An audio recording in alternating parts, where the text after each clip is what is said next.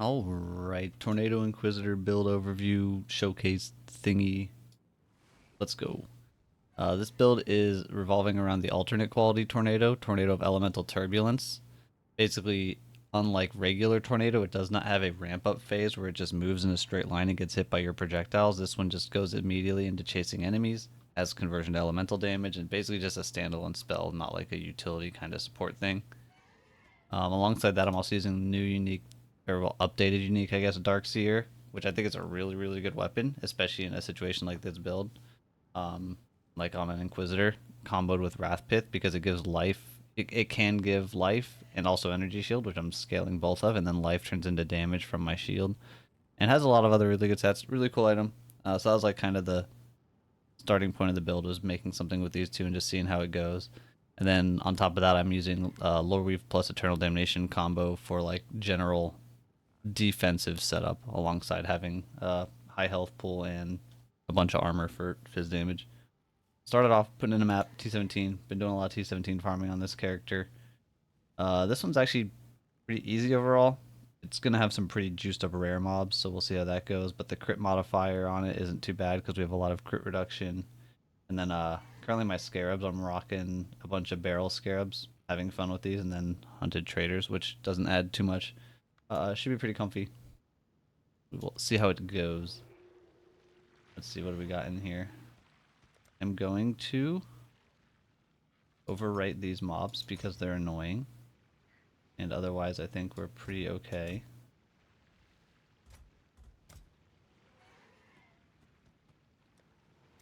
So the build's pretty easy to map with.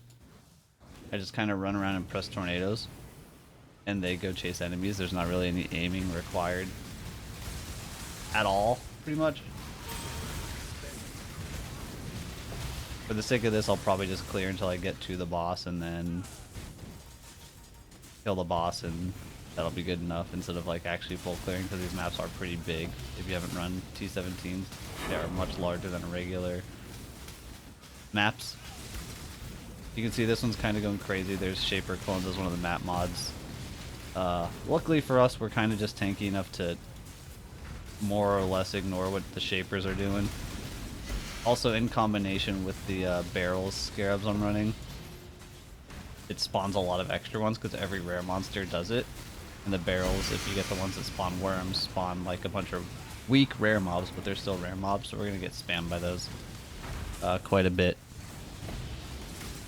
The original setup for this build actually had Tornado and also Void Sphere of Rending in like a combo where they shared the 6 link. I ended up opting to drop the Void Sphere. It's like pretty good for single target, even though it's a Fizz to Chaos skill. It actually was like better DPS single target than any 6th link. But what I found was, I think just since Tornado's a skill where you don't have to aim it at all, and Void Sphere you have to actually aim on top of whatever you're trying to hit. Even though the damage on the build isn't super, super high to begin with, I actually prefer having just the Tornado, since that means I don't really have to like aim. The combination of the main skill not needing to aim and then kind of the bonus damage when I had to actually point wasn't doing it for me, I guess. Also, I actually have barely any mana open right now. I switched my passive tree. I'm just now trying something out where I have one less mana reservation node. I have barely enough mana to cast everything. Like I have 57 mana open, and my Frost Shield costs exactly 57 mana. It seems to be fine though, so far. And also, I just got my hands on an Oriath's End Flask, which does seem to be helping quite a bit with clear. Prior to that, I was just rocking a Taste of Hate, which is just, in general, really good item. Since we are doing fizz damage, we get to benefit from both the defense and offense of the Taste of Hate. But the Oriath seems pretty good for clear boosting. It's like one of the more tanky rares. You can see this thing has like 6 rare modifiers on it. They get pretty wild. I don't even know if it has anything in particular for like crazy defense on it. Doesn't look like it. But also they drop a lot of loot. Like I don't have any magic find or anything of that sort going on. And still like many uniques from one mob.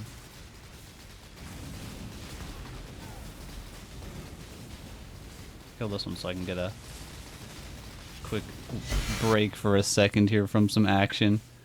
But yeah, also to the like the barrels in these T17 maps have been pretty nice because between the tornado and the righteous fire, that all the barrels kind of just get auto popped. I don't really have to actually pay attention to getting them opened, which is nice.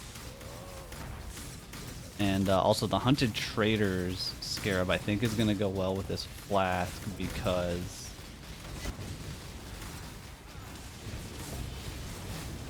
it kind of packs mobs together since they fight each other, which helps for like the explosions happening. I'm also definitely losing more HP. Usually my health sits pretty full. I'm kind of just rushing through this without fully paying attention to everything. It's still fine, but just nature of kind of playing while recording. And I think this map is actually, the clearing is a bit more dangerous because the rare mobs all have 2 extra modifiers and also the shaper modifiers. Got pretty crazy there.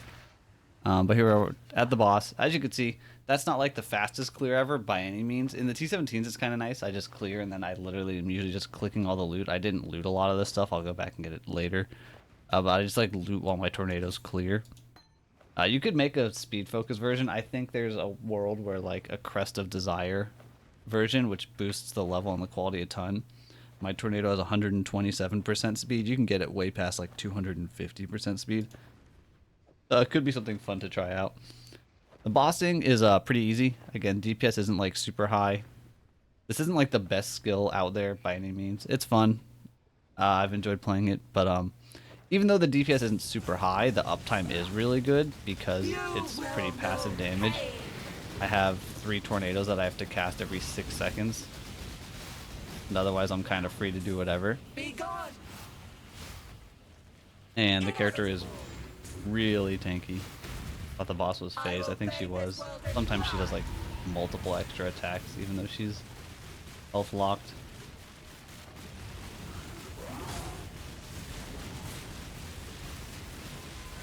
So I kind of just ignore these waves and just tank through them.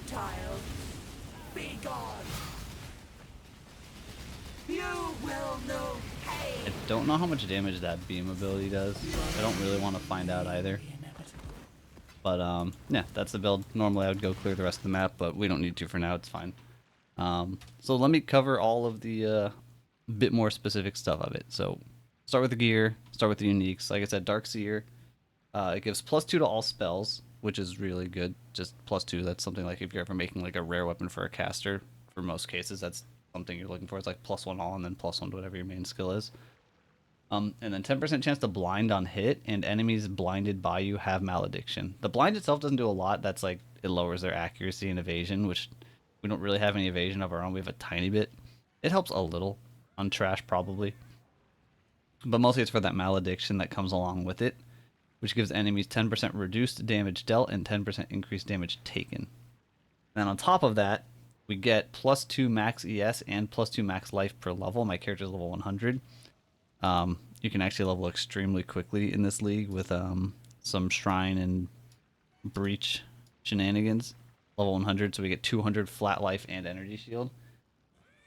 Really good, and especially that much extra life on your weapon goes well with having a Wrathpith Globe, which gives you extra damage and crit chance based on your life. The main downside of this one is that you sacrifice 10% of your life whenever you use or trigger a spell. But since we're like a duration skill that we're not non-stop spamming, you know, it's not that bad that we're sacrificing 10% on a tornado every few seconds and then maybe some of our other spells. Whereas like if we were playing some super high cast speed spammer build, it's kind of hard to deal with that. But in this build it works out really well. The other uniques, Loreweave, Eternal Damnation. Eternal Damnation gives you additional elemental reduction equal to half your chaos res. So since my character has 78 chaos res, you cut that in half. So we have 39% reduced elemental damage taken. The downside is that it has -5 all max res, and we counter that with the Loreweave, which hard fixes our max resist at 78. So it's kind of like it has +8% max res on it, in a way, if we're not getting any from anywhere else. And then in addition to that, Loreweave is a pretty easy item to acquire, relatively. So it's a good option for corrupting or double corrupting and trying to get like some plus gems for extra damage, which mine has +1 and also 50% damage, which I got by double corrupting below item level 20 lore weaves, where it's much easier to hit +1. And the +1 is pretty much as good as a +2 because we're running Empower, so it boosts that, which then goes back into the tornado. And then the final unique item is a Burden of Truth. It's Cirrus Belt. Basically, it gives us some life as ES. It gives us a bunch of energy shield. We go from 2,700, almost 2,800, down to about 1,400. So it's giving like 1,400 energy shield. But almost more importantly than that, it makes part of non-chaos damage bypass ES, which means when we get hit on ES and life at the same time, which is good because that means whenever we're taking damage, we're getting to split it between life and ES, which lets our life and ES regen, which we have a bunch of both get to do work at the same time, instead of just like if it only hit our energy shield, then our life regen would be sitting there doing nothing. And on top of that, the Supreme Decadence, honestly, I think is pretty good on it too. I think people maybe undervalue it a bit. Basically, life recovery from flasks also applies to ES, 30% life less recovery from flasks, but the belt itself has increased recovery. So it means like when we do get hit, it gets split between our life and our ES, and then if we hit our flask heals both our life and our ES. Pretty good, pretty good. For the rares, there's main focus is just getting a lot of resists for the most part, and then on the pieces that can get suppression, we need spell suppression as well. It's like this Amethyst Ring is just massive amounts of resistance. A lot of fractured and double fractured bases here made from the Necropolis Graveyard crafting. This one's Tri-Res, Lightning, Fire, Chaos. And then basically just life, and I went for a Mana Unveil just to get a little bit more max mana open and help with mana sustain. The idea was getting just mana to help the base mana regen because we're cutting it a little bit close. Now we're cutting it very close on even available mana. But kind of got the worst unveil, the mana with damage recoup. There's a couple other ones that would have been better, but still works. And then minus cost. The other ring is similar, but this one actually does have a non-res suffix as crit multi, which is from Essence of Scorn. And then I went intentionally with Unveiled Life on this one instead of, as opposed to, I guess, like trying to hit like a higher tier 1 life roll, because I wanted the flat mana regen that comes with the Unveiled Life. That's really good. Boots have stun avoidance from an Essence of Scorn, and then just suppression and res. The gloves have, we're going to initially be suppression and dual res, but I hit a pair with life regenerate and figured that was worth keeping. I think this ring was originally planned to not have a third res, and it was also going to have crit multi. Decided to just go tri-res on the ring so that I could keep this T1 life regenerate roll, because it's really good with the Inquisitor stuff. And then otherwise I went for Unveil or Fractured Life so that I could fish for Unveiled +2 AoE to put my auras in the gloves. Helmet is pretty basic. I got a dual fractured one from the graveyard. It's got suppression, it's got res, and then bench crafted Fizz Ellie. That's all the rares. That's basically all the main gear. Flasks, like I said, I just got this Oriath's End. I think I'll use it for clearing. It seems to be doing pretty good. Otherwise I would have like a Taste of Hate. And then we've got a Granite Flask Quicksilver and a regular Silver Flask. I think ideally I would have Onslaught on kill on my boots, and then I could drop the Silver Flask for, I don't know, maybe a Quartz Flask for phasing, or I don't know about anything else really. Probably mostly just a Quartz Flask for phasing would be nice. But yeah, I think I'd like to have Onslaught on kill, but also the extra movement speed on the boots, because I have the 10% if you haven't been hit recently. It's not bad either. Yeah, that's the flasks. And then the gems, we've got Vitality linked to Arrogance, so we have our Vitality reserved on our life because we didn't have any room for it on the mana. I have my Punishment in here as well, self-casting both my curses. The Assassin's Mark is the other one here. This is our only source of power charge generation as well, so we're really only getting power charges on bosses, but it's fine. Flame Dash in the helmet, and then Precision and Defiance Banner, the like low reservations stuff. If I didn't have enough mana and I needed to fix it, I would either respec this mana reservation node that I unspec'd, or maybe I would drop the Precision. I'm not sure. The Precision doesn't add a ton. We do have the Aura Mastery that gives us like 8% damage increase per aura, so it's like that plus the crit chance, and it's just a level 1. Doesn't reserve too much. But yeah, low prio on the Precision. Then the shield, I've got my Frost Shield and my RF, both linked to increased AoE. Felt the Frost Shield was a little bit too small without the increased AoE. And then may as well just put the RF with it as well. Goes back to kind of, it destroys barrels better, I guess. Gloves has the big aura setup. Enlighten 4. The level 4 Enlighten's pretty necessary here. Otherwise, like, the mana, again, becomes a big issue. We have our Zealotry, Hatred, and Determination. And then in the boots, faster attack shield charge, as well as cast an Image and Molten Shell. And for the Tornado itself, it's linked to Inspiration. Need that for mana cost, and it's just a pretty good support gem anyway. Awakened Added Fire is really good here because it gives +1 Fizz at max level, and then a bunch of Fizz gained as extra. And since we're Inquisitor and we ignore resists, we don't care what types of elemental damage we're doing. Empower, crit damage, and then for bossing, I put in LE Focus. It's just more raw damage.